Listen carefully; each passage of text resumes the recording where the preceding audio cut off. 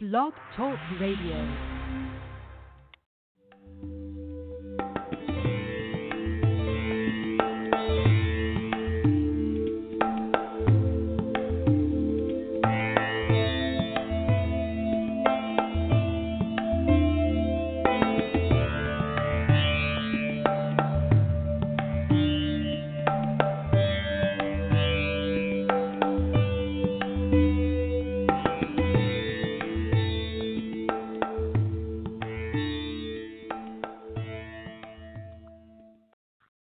Hi, everyone. Welcome to The Wellness Coach on Blog Talk Radio. I'm your host, Edie Summers. This is your oasis to slow down, tune in, and reboot. We're doing a special episode today. This is for those of you who have been suffering with fatigue or burnout, and I'm going to share with you some of my top tips for how I got better. This is an exclusive interview or an exclusive talk. And I wanted to share with you, so I actually wrote a whole book on the subject. It's called The Memory of Health, and it took me 10 years to write. And I'm going to share with you some of the highlights, some of the things that helped me the most. So I know it can seem overwhelming if you're feeling exhausted and you're not sure what to do next. It is a big topic. It can be a big topic. However, I'm just going to share with you in a really simple way some of the things that worked for me. So I developed fatigue in my early 20s after I had a ski accident. I broke my knee, and then I had surgery. And I'm still not sure, was it the surgery or was it the actual trauma of breaking my knee or both that caused my fatigue? In my theory, it is most likely it affected my nervous system, which in turn can affect your immune system. So most likely it was a combination of things. However, I also learned that in my case, when I was in physical therapy, so rehab for my knee after surgery, I was taking a bunch of ibuprofen, and then after a while they put me on a prescription version of that, which is called Aleve. Or actually over the counter it's called Aleve, and the prescription version is Naproxen.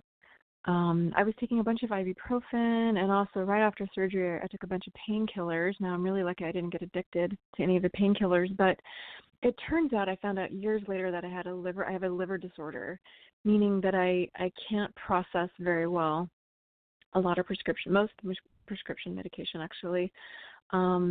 And I'm also really sensitive to alcohol and caffeine. And so I'm saying this because it's sometimes the cause of our symptoms or fatigue can be something a little more complicated like that.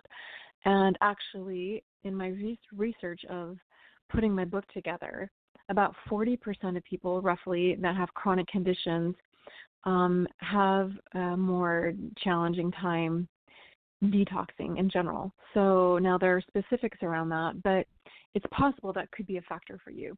That was definitely a factor for me, and I still have to stay on top of that. My body has definitely changed, so you might have noticed this too, that you might have a new normal, and or hopefully you'll reach a new normal. But that's definitely something to keep in mind, and in my book, I talk about that a great deal, about there's a process called methylation, and it's very possible that your fatigue is related to that. However, there are many causes of fatigue, and what I found was the most helpful. There are a few things that really worked for me, and so I'm going to share the most helpful tips. So in a very, very simple terms, what I first had to do was slow down. I mean, I already had to slow down because my body was fatigued.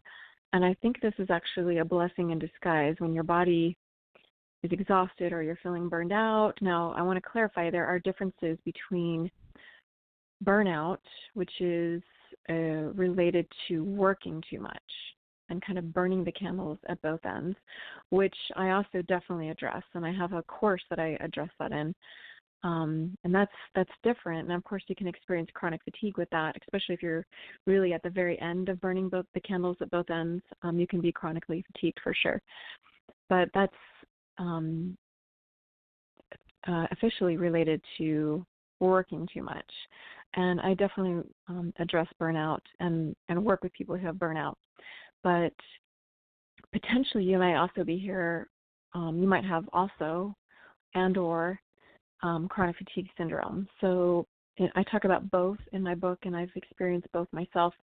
There can be some overlap, but overall, those are very, very different things. And also I want to clarify that fatigue, chronic fatigue, is sort of somewhere in the middle. So that could be connected to burnout, or it could be connected to CFS, or it could be connected to some other type of challenge. It could be some other chronic condition that you have.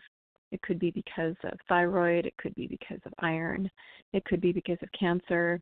It could be because of lupus. So chronic fatigue is a symptom, and it's a pretty common symptom for a lot of situations. So I just want to say that up front. But with that being said, and of course in my book I go into great detail about all different types of potential reasons for chronic fatigue. I cover the whole spectrum. I cover like over 100 different theories. But what helped me the most was, and again I had to slow down, is slowing down and really paying attention to what your body is saying to you in the moment. And the way that your body talks to you is through symptoms. I would also say intuition. Your body has its own language, and it's always talking to you. So I found this really, really helpful is I had to slow down, and in the process of slowing down, I became much more in tune with what my body was saying to me, and I would make adjustments based on that feedback.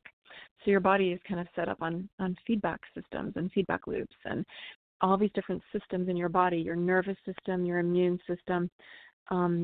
Everything is talking to everything else, and these are called feedback loops. And one of the ways that I was able to get better was by paying attention to what my body was saying to me on a really, really deep level. And later I learned that this is kind of a practical form of mindfulness. Mindfulness is being deeply present and sort of accepting what is. And I would also add into that gratitude. But on a really, in terms of health and well-being, mindfulness can be really helpful, a very helpful tool in terms of really slowing down and paying attention to the signals, i.e. symptoms that your body is sending to you, and then adjust accordingly. So for instance, if I ingested, say, caffeine, like say coffee, before my accident, I was still pretty sensitive to it, and I would get the jitters, but I was able to tolerate it much better overall. After my surgery and after my ski accident, my body essentially, any tolerance that I had for coffee pretty much went out the window. Now, so I had to adjust. I had to stop drinking coffee, and it took me about a month to get off of it. And this also leads to another topic, the topic of irritants. You want to reduce or avoid irritants, and we'll get to that in a second. But my body had a new normal, and I was in the process of discovering what that was. And one of the things my body was saying to me in a very clear way was, I'm sensitive to caffeine. Please stop ingesting this because it's hurting me. So I highly recommend that you first of all, have compassion for yourself. And I know it can be really scary or frustrating, and there are so many different emotions that we experience when we're dealing with chronic fatigue and when our body isn't really behaving the way that we would hope that it would, which is what we perceive as normal. There really is no normal. Everyone's a little different. But wherever your body is, whatever your energy levels are, whatever your fatigue levels are, I really encourage you to slow down and listen to your body and follow what it's asking you to do, because tiny changes make a huge difference. So my first number one tip is listen to the symptoms or signals that your body is sending to you, and then adjust accordingly, and notice if your symptoms aren't relieved. And it's going to be different for everyone. So I would say one of the first ways that I started really paying attention to symptoms was in terms of removing caffeine, removing coffee. And over time, I learned that I was also very sensitive to sugar. I already knew that I was sensitive to alcohol. I essentially don't drink alcohol, but all of my tolerance levels were different, much different actually, after this kind of life-altering accident in my early 20s. So, and looking back on it, I can now see it as a blessing, but because it really, great challenge can really make you a better person. And I know that doesn't sound like necessarily, what you want to be thinking about if you're just struggling with health, but it can actually open up your life, and it offers a lot of blessings too. But I would say first and foremost, slow down and listen to your body. So let's take a really quick break, and I'll be back, and I'll address a few of the other things that really help me.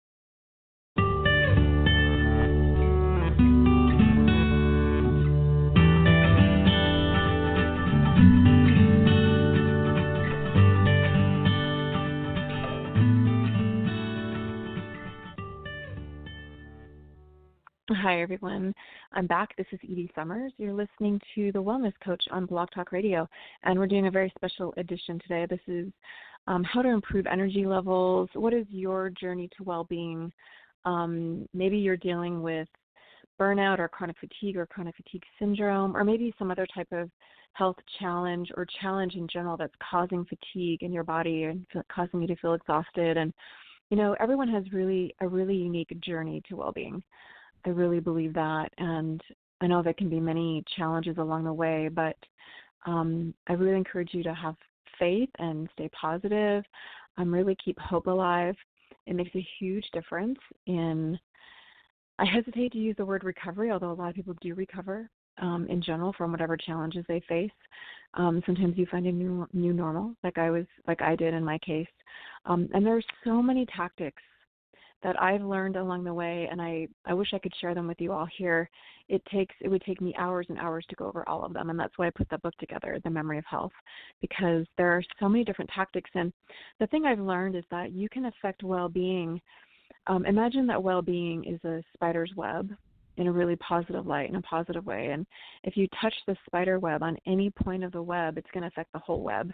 And this is true for any impulse that you have for well-being, and any way that you try to affect your well-being, it's going to affect your whole body and whole system. So that's a really positive thing to know. And again, yes, sometimes in your specific case, you will have to find specific tactics and information, and everyone has a very unique journey back to well-being, even if that's a new normal for you. So I want to share with you, one of the other things I was talking about is irritants. It's really important to figure out what's irritating your body. And this could be foods that you're ingesting, or it could be situations or people, or a combination thereof. What you want to do is remove them or reduce them. Sometimes amounts matter. Sometimes delivery matters. And sometimes you have to remove it altogether. So that can make a huge difference. That's another really huge tip that I cannot recommend enough to you. So the first one is being mindful. Really slow down and listen to your body, and then act on what your body is saying to you. And then see if you can track and notice any changes, even if they're really, really small changes. Those can add up. And what you're looking for is that tipping point of well-being. And the second tip I can give you is reduce or remove irritants, anything that's irritating your body, because this is going to cause potentially an immune response in your body. And an immune response is linked often to inflammation, and chronic inflammation, causes fatigue. So it's really important for your well-being to figure out what's irritating your body. So it could be, like in my case, I was sensitive to caffeine, I'm sensitive to sugar, I'm sensitive to gluten, I'm sensitive to alcohol. Those are kind of the four big ones for me. And so I do my best to avoid them. In the terms of alcohol, I pretty much have to avoid it altogether. I don't drink coffee. Now, there is an exception with coffee. There's a product I found called Orgain, and in very small amounts, in one of their versions called like the mocha version of their protein shake, I believe they had a minute amount of caffeine, and it's such a small amount that occasionally, in very small amounts, it doesn't seem to bother me. It can actually give me energy, and that's actually something else I discovered along the way. And this is a different topic, but in my book, I explore, again, many different tactics and ways to improve energy. And one of them I discovered, I had sort of figured it out on my own, but I also realized that there was a doctor that was also doing it, where you're sort of coupling a very, very small amount of stimulation with positive nutrition, like kind of really good nutrition. I think he was using some type of prescription drug that is a bit stimulating, and then coupling that with certain types of vitamins. But so you're kind of using the two together, a very small amount of stimulation and really good nutrition. So I have found that works to some degree, and I know that's a huge topic, and I talk about that more in my book. But,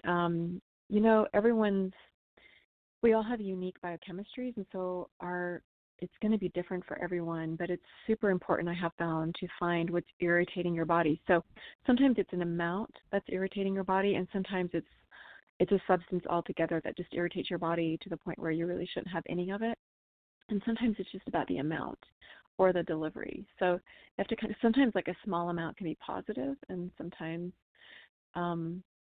it's just about reducing the amount of whatever you have.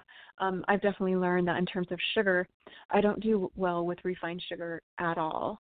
Now, it doesn't mean that I don't run across it occasionally, but I do better with evaporated cane juice. That's a huge distinction for my body. I just have a much higher tolerance for it. With that being said, I still try to not eat very much of it because it's still sugar.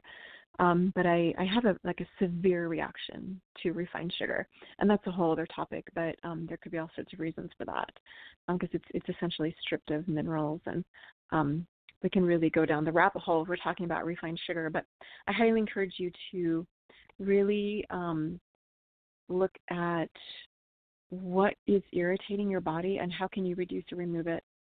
And then the third suggestion I'm going to give for you is, we were talking about this a little bit earlier, is keeping your hope alive, because this is crucial for so many reasons. I have to say, and this might sound kind of woo-woo, but it actually made a huge difference for me, and I still feel the effects of it today, is when this accident happened for me and when my body changed and when my energy levels changed, again, way back in my early 20s, I'm now 49, is I had set the intention that I was going to do whatever it took to improve my energy levels or get my energy back. It was an intention that I set, and intention is super, super powerful. And I do believe that intention is tied in with hope, and I'll talk about that in a second here, but intention is incredibly powerful. It's almost like a guiding light, and it actually really helps to inform on an unconscious level all the other actions that you take. So I really encourage you to, without any type of pressure or anything along those lines, just with real pure intent, just set an intention for what it is that you would like to, how you would like to feel. And there doesn't have to be any pressure around it. I never felt any pressure around it when I said it. It was more of a resolve. I don't know how else to put it. And I know that I don't want, I certainly, if you're feeling exhausted, maybe you're in bed, I certainly don't want you to feel like, oh, well, just remember that your journey is going to be different than mine, and your outcome might look different than mine. But I cannot emphasize how powerful intention is. I kind of feel like it programs your subconscious mind and body, and it sort of dictates the choices that you make, and I certainly found this to be true for me. So I highly recommend that you set an intention for how you wish to feel physically, and actually in terms of anything. And I know that sometimes setting an intention can be scary. I certainly have issues with it around other areas of my life, but in terms of health and well-being, it was non-negotiable for me. So I just encourage you to find a place in your mind that is where it's non-negotiable that you will feel better, and just set the intention, whatever the intention is for you. And then along those lines, I think what marries really well with intention is hope.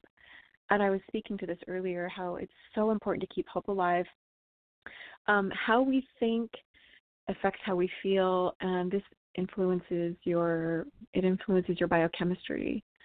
And it makes a difference even in the moments. Even if you're still struggling with fatigue and you're still trying to piece together the puzzles that will work for you, it's critical to have hope along the way, because you want to feel as positive as you can, and you want to have as much peace in your body and positive energy in your mind and body as possible along the way. And also hope, I believe, does tie in with intention, because it also informs your actions, I believe. It makes you keep seeking answers. And along those lines, it's really important that you stay connected or get connected. So if I could add one more thing into the list of what's helped me the most, is seeking connection and community.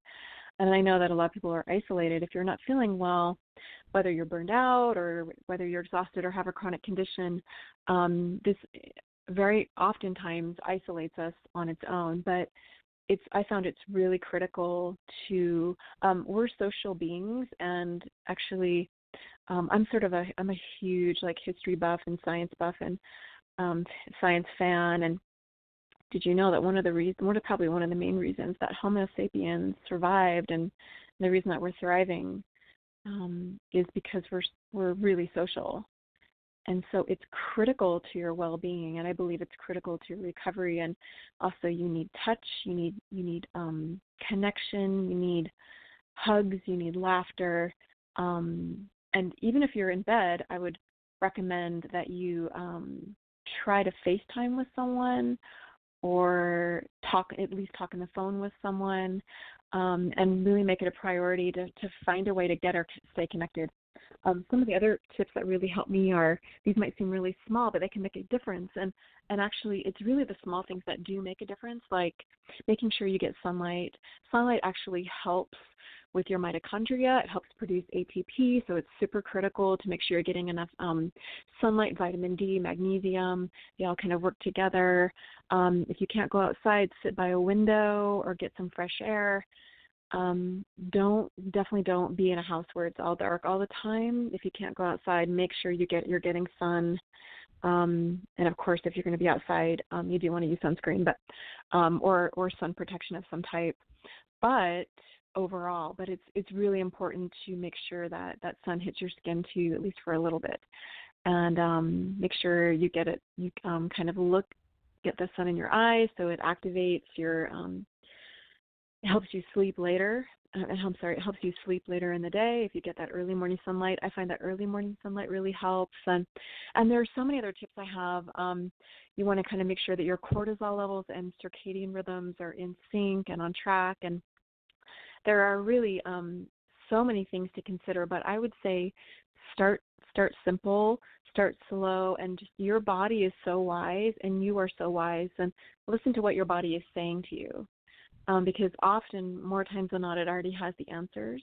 If you just slow down and tune in, your body is infinitely, infinitely wise. So I want to thank you for listening to this. This is a very special podcast that a lot of you will be getting through a program, or you might be finding this on Blog Talk Radio. This is a free podcast that I'm just wanted to put out there. As it touches a little bit upon some of the subjects in my book, and of course there's so much more to cover.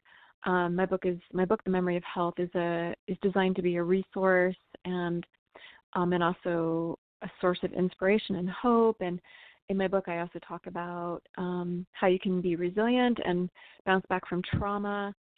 And of course, it goes over so many different theories of chronic fatigue and so many different ways to get better. And some of the other big ones are self-care and mindfulness, like we were talking about. You definitely want to make sure that you're keeping your cortisol levels in check, and thinking about your circadian levels, sort of your circadian rhythms.